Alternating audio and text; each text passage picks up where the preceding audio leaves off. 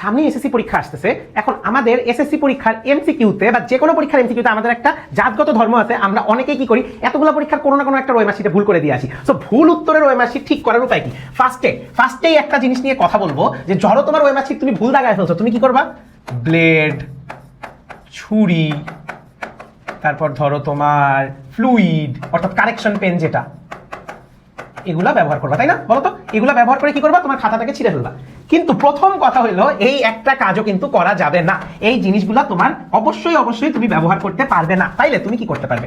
তুমি প্রথমেই খেয়াল করবে যে তুমি ঠিকটা দাগিয়েছো কিনা। ধরো তুমি ভুল দাগায় ফেলছো, তাইলে যদি তোমার পরীক্ষা শুরু হওয়ার আগে হয়ে থাকে তাহলে তুমি কি করবা?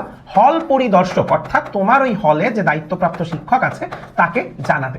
তো তাকে জানালে তাইলে তোমাকে কি করবে? একটা এক্সট্রা ফর্ম ফিল আপ করতে দিবে, জানো তুমি দাগানো শুরু করে ফেলছো, অথবা তুমি পরীক্ষার আগে তুমি যদি হল পরিদর্শককে জানাও তোমাকে যে ফর্মটা ফিল আপ করতে দিবে, এই কারণে তোমার খাতাটা ম্যানুয়ালি চেক করা হবে। কিন্তু ধরো তুমি ভুল দাগাইছো, তুমি কাউকে জানাও নাই, তখন কিন্তু ওএমআর যে মেশিন দিয়ে চেক করে সেটাই তোমার পরীক্ষার খাতা বসানোর পর দেখবে যে তোমার রোলের সাথে তোমার বাকি জিনিসপাতি মিলতেছে না, তোমার খাতা কিন্তু বাতিল বলে গণ্য হবে। সো এই জিনিসটা ভুলেও তুমি করতে পারবে না। দেখো তোমাদের জন্য আমি জিনিসগুলো লিখে আনছি। এখন একটু চিন্তা করো যে আমি এবার একটা জিনিস তোমার হইলো যে ভাইয়া অ্যান্সার ভুল দাগাইছি,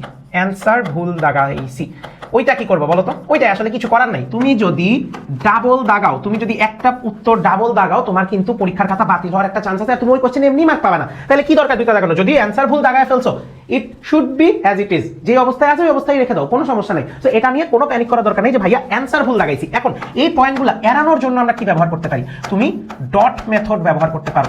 অর্থাৎ তুমি একটা কোশ্চেন তুমি বুঝছো তোমার উত্তর হয়ে গেছে, তুমি ফার্স্টেই পুরোটা ভরাট করে ফেলবা না, কারণ আমরা তাড়াহুড়া করতে গিয়ে ভুলটা করি। একটা ডট দিবা, এরপর একটা ডট দিবা, এভাবে করে ডট দিয়ে দেখবা যে ঠিকঠাক দাগিয়েছো কিনা, তাহলে কিন্তু তোমার সুন্দর মতো হয়ে যাবে।